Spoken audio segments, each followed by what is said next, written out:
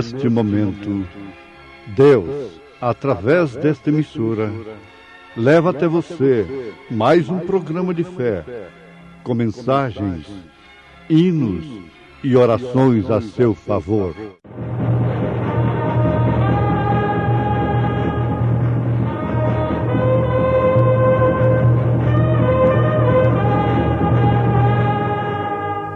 Fé para vencer.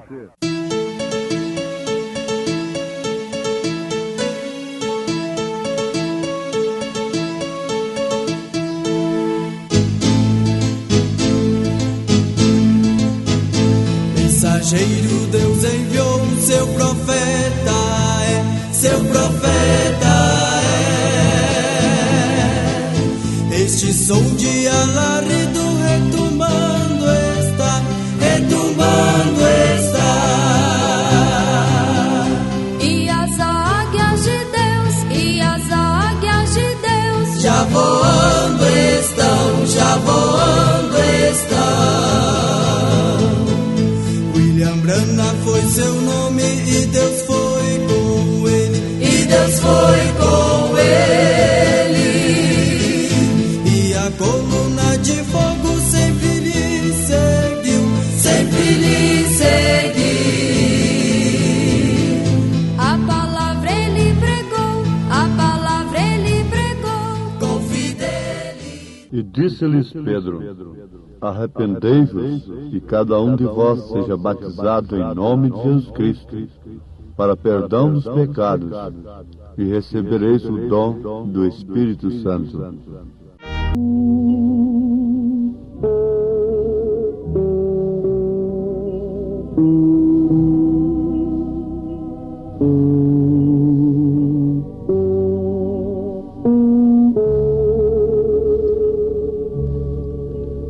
Ouvintes amados, coisa boa é nós associarmos as Escrituras à história. A história, as Escrituras, e isto com a revelação do Espírito Santo. É muito fácil associar as Escrituras com a história e a interpretação. Mas eu estou dizendo Escrituras, história e revelação. A história e a Escritura oferecem dois laudos, dependendo de nós. Um laudo é a interpretação humana que forma os credos, os dogmas. Do outro lado, ela oferece a revelação. Então, o necessário é termos, em primeiro lugar, as Escrituras, a Palavra de Deus, a história e a revelação do que está escrito e dos acontecimentos, isto é, o cumprimento do que está escrito. O cumprimento das Escrituras é que forma a história. Mas como sempre, o homem natural não passa de um simples intérprete natural, e ele nunca percebe o que Deus faz no presente, mas sempre no passado e no futuro. Então, urge que tenhamos a revelação, que acima de tudo sejamos espirituais. Tenhamos o Espírito Santo. Por exemplo, nas Escrituras, o batismo em nome do Pai, do Filho e do Espírito Santo, ordem expressa de Jesus Cristo, em Mateus, capítulo 28, versículo 19, é obedecido pelos apóstolos em Atos 2, 38, e demais referências como Atos capítulo 8, Atos dos Apóstolos capítulo 10, Atos dos Apóstolos capítulo 19, Atos dos Apóstolos capítulo 22 Então, Mateus 28, 19 é obedecido pelos apóstolos. De que maneira? Usando o nome do Pai e do Filho e do Espírito Santo. Este nome, conforme nós temos escrito na carta aos Hebreus, é manifestado pelo próprio Jesus Cristo. Ele manifesta o nome do Pai e do Filho e do Espírito Santo. Isto é profundo. Notemos, aos Hebreus capítulo 2, versículo 12, dizendo: anunciarei o teu nome a meus irmãos, cantar-te-ei louvores no meio da congregação. Anunciarei o teu nome a meus irmãos. Em São João capítulo 17, o último versículo, Jesus diz: eu lhes fiz conhecer o teu nome. No versículo 6 do mesmo capítulo de São João 17, ele diz: manifestei o teu nome aos homens. Portanto, os apóstolos não erraram. Alguém pergunta: a quem devemos obedecer? Aos apóstolos ou a Jesus Cristo? Em Mateus capítulo 28, 19. Eu pergunto como resposta: será que São Mateus, então, concordou com a desobediência de Pedro? Porque eles perguntaram aos apóstolos: que faremos, varões e irmãos? E Mateus concordou com a resposta de Pedro. Porque o nome do Pai, do Filho e do Espírito Santo deveria ser usado. E a igreja tem que estar edificada sobre o fundamento dos apóstolos e dos profetas, que é a revelação. A igreja que está edificada sobre a revelação, as portas do inferno não prevalecerão contra ela. Muito bem. As Escrituras mostram assim. E a história? A história não pode falhar. A história mostra a perversão da verdade e mostra também o cumprimento da verdade. A perversão desta verdade do batismo em nome de nosso Senhor Jesus Cristo, a história conta que foi no Concílio de Nicéia, 325 anos depois de Cristo. E a mesma história tem um documento publicado na revista Time, exemplar de 5 de dezembro de 1965. Buscar a revista Time, 5 de dezembro de 1965. Você vai encontrar ali a publicação naquela revista Time, que existe um documento em Roma que relata o seguinte. Esse documento é no ano 100 AD, que o diácono levantou sua mão e Públio Décius entrou pela porta do batistério. Em pé, com água pela cintura, se encontrava Marcos Vasca. Eles estavam rindo enquanto Públio descia para dentro d'água, postando-se ao seu lado. A pergunta foi essa: credes? Credo, respondeu Públio. Eu creio que minha salvação vem de Jesus o Cristo, que foi crucificado sob Pilatos. Com ele eu possa ter a vida eterna. Foi a confissão daquele que estava sendo batizado. Diz o relato, o documento que existe em Roma. Eu estou lendo isto. Então ele sentiu braços fortes, suportando-o, enquanto se deixava cair para trás dentro do batistério, e ouvia a voz de Marcos, voz em seus ouvidos: Eu te batizo em nome de Jesus Cristo. Enquanto a água fria se fechava sobre ele. Existe esse documento em Roma, e esse documento foi publicado na revista Time, exemplar de 5 de dezembro de 1965. Esse batismo foi realizado 100 anos depois de Cristo. Agora, o batismo nos títulos, quando foi realizado? Se foi realizado na história, não pode ser associado às Escrituras, porque nas Escrituras você não encontra um batismo sequer nos títulos Pai, Filho e Espírito Santo.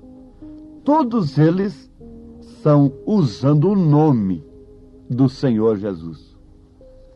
Agora, lutar contra isto é lutar contra Deus.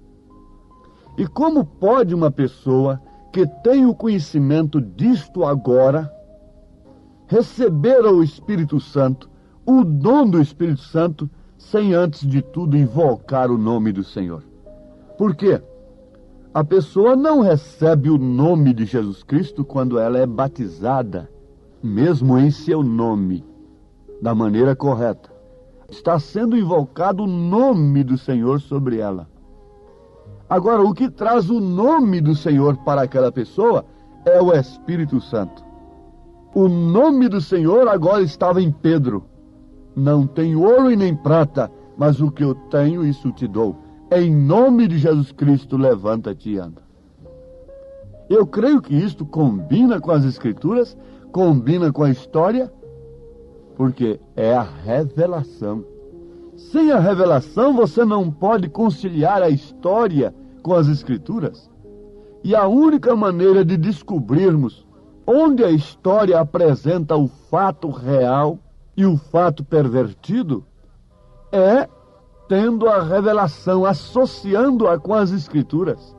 Se você conhece na história um batismo nos títulos Pai, Filho e Espírito Santo, você não pode conciliar aquilo com as Escrituras, se você tem a revelação. Agora, existe um técnico, um teólogo que pode fazer isso. Isso é a interpretação. Mas pela revelação você não encontra associação da história com as Escrituras, quando a história registra a perversão de uma verdade. Agora, quando a história registra o fato real da verdade, o cumprimento da verdade, acontece como acabamos de citar, o que foi publicado na revista Time, sobre um documento que existe em Roma, de um batismo realizado 100 anos depois de Cristo. Enquanto aquele homem era deitado nas águas, se prostrava de costas, aquele diácono diz: eu te batizo em nome de Jesus Cristo. Esse documento, essa história, combina com as Escrituras pela revelação, combina com o batismo que os apóstolos realizaram.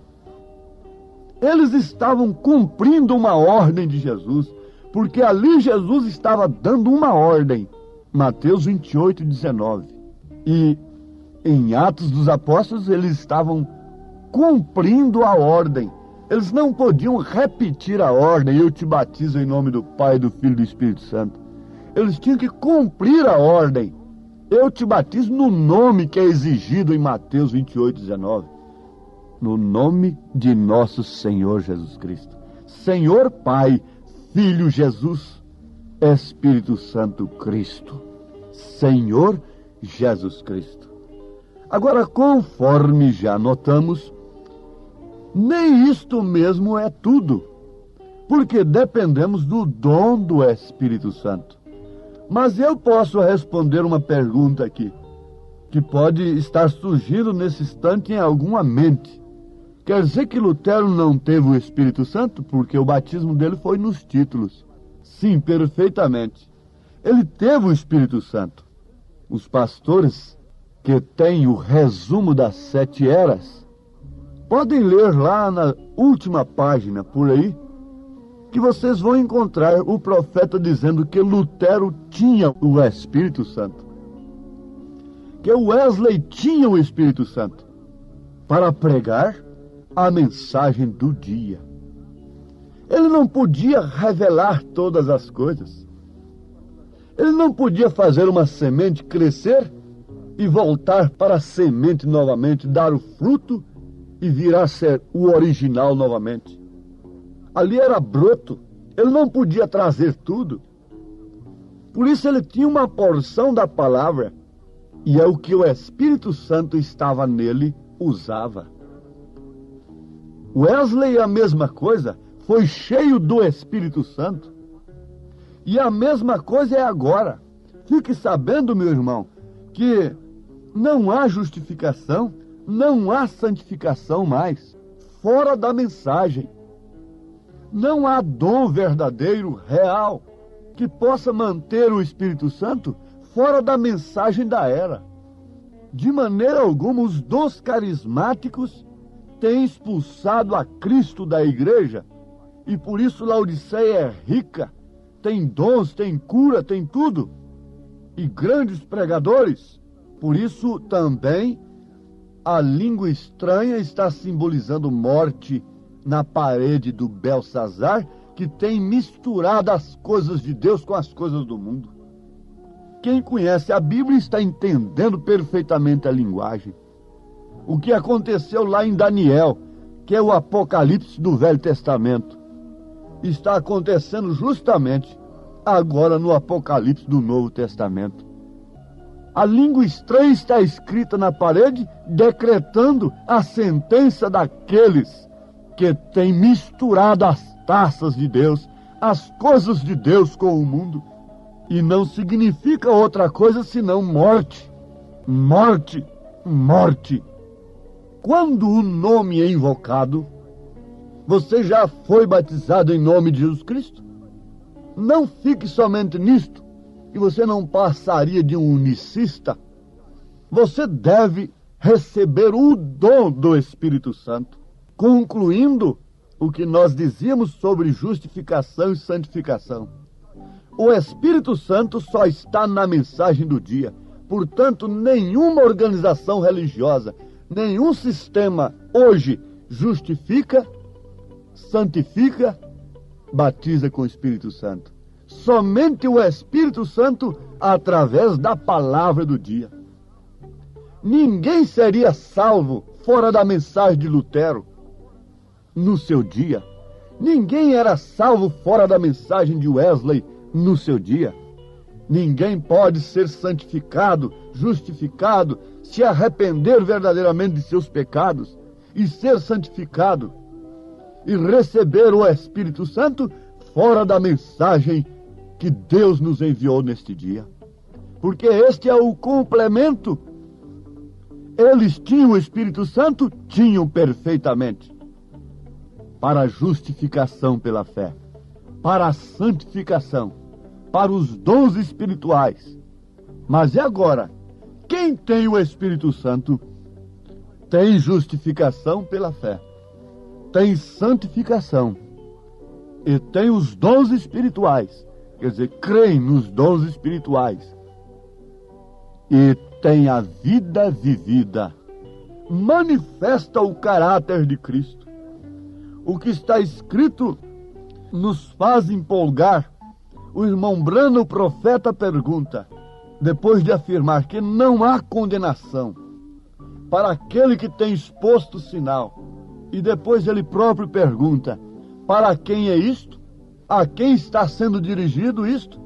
Aquele que revela o caráter de Cristo, aquele que revela o caráter de Deus, aquele que tem a vida de Deus em si, fluindo como um manancial de águas vivas. Para este não há condenação.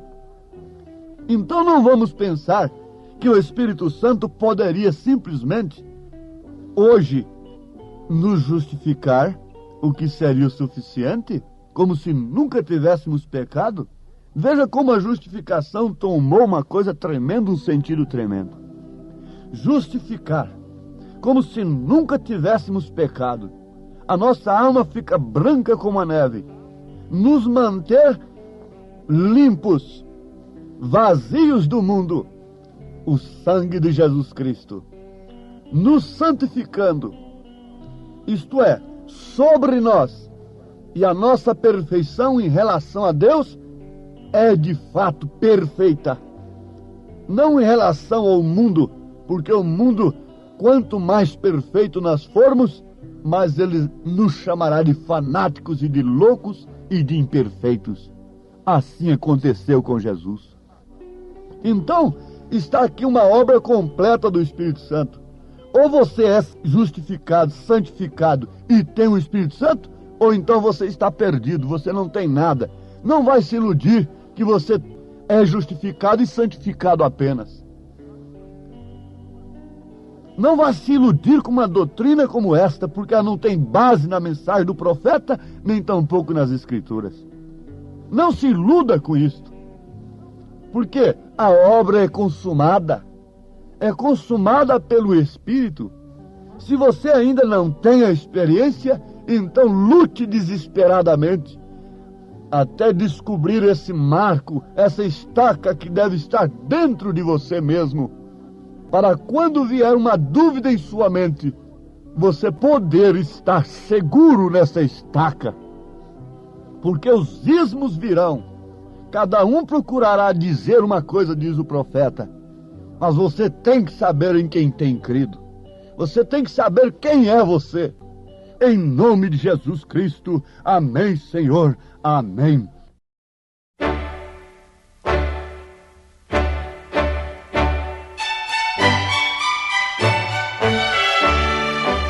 Ouvintes, escreva-nos pela caixa postal de número 15.020, 15020, CEP 74.501-970, Goiânia, Goiás.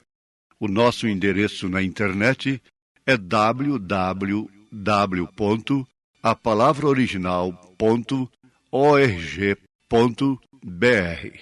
Volte a nos ouvir amanhã novamente neste mesmo horário, nesta emissora, se o Senhor nos permitir, com fé no Filho de Deus, a fé que vence o mundo.